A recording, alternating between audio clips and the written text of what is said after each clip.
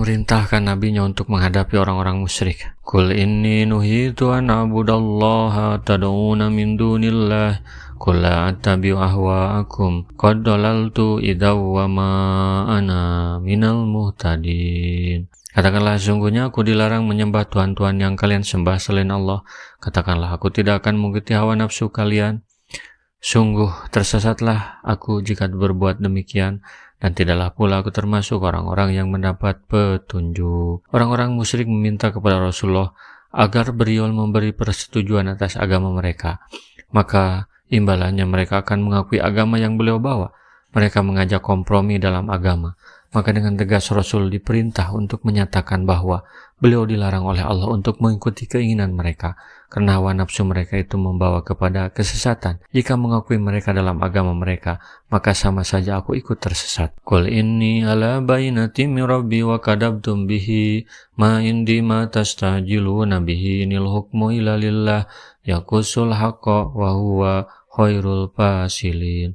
Katakanlah, sungguhnya aku berada di atas hujah yang nyata, yaitu Al-Quran dari Tuhanku, sedangkan kalian mendustakannya.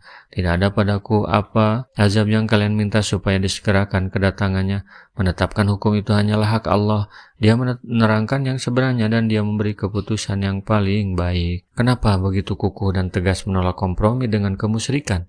Karena aku sudah yakin, seyakin-yakinnya, berada di atas jalan Al-Quran yang benar meskipun kalian dustakan.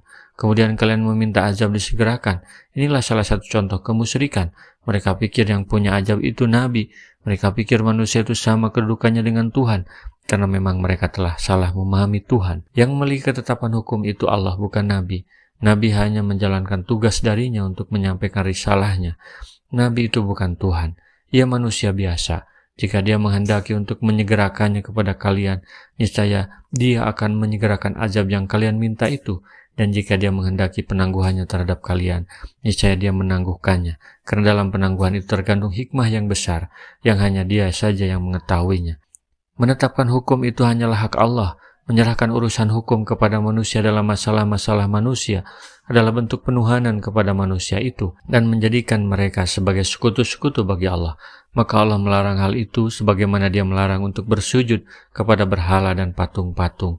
Keduanya dalam pandangan Islam adalah sama. Qul law anna indi ma tastajiluna bihi laqudiyal am baini wa bainakum wallahu a'lamu bidzalimin. Katakanlah, kalau sekiranya ada padaku apa azab yang kalian minta supaya disegerakan kedatangannya, tentu telah diselesaikan oleh Allah urusan yang ada antara aku dan kalian, dan Allah lebih mengetahui tentang orang-orang yang zalim. Kalau mau ikuti keinginan manusia di tengah penentangan yang keras, ya para penentang itu harusnya sudah habis semua dibinasakan. Bagaimana tidak menyakitkannya tingkah laku mereka itu, tapi ini risalah milik Allah. Wa indahu mafatihul ghaibi la ya'lamuha illa huwa wa ya'lamu ma fil barri wal bahri wa ma tasqutu min waraqatin illa ya'lamuha wa la habatin fi dhulumatil ardh wa la ratbi wa la yabisin illa fi kitabim mubin. Dan pada sisi Allah lah kunci-kunci semua yang gaib. Tidak ada yang mengetahuinya kecuali Dia sendiri, dan Dia mengetahui apa yang di daratan dan di lautan. Dan tiada selai daun pun yang gugur melainkan Dia mengetahuinya, dan tidak jatuh sebutir biji pun dalam kegelapan bumi, dan tidak sesuatu yang basah atau yang kering melainkan tertulis dalam kitab yang nyata. Tidak ada dedaunan jatuh di padang Sahara, di atas bukit atau di lautan dalam tanpa sepengetahuan dan kekuasaan dari Sang Khalik, Allah Subhanahu wa Ta'ala. Ketika ditanya siapa yang mewafatkan semua jiwa, sungguhnya Dialah Allah.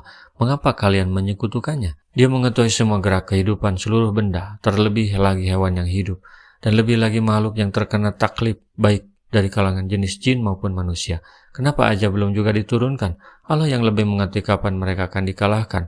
Inilah hakikat tauhid itu, meyakini dan berserah segala keputusan kepada Allah dengan bertawakal kepadanya. Rasulullah SAW bersabda, baligu anni walau ayatan, sampaikan dariku meskipun satu ayat. Mari kita sebarkan jalan kebahagiaan dengan like, share, dan subscribe channel ini.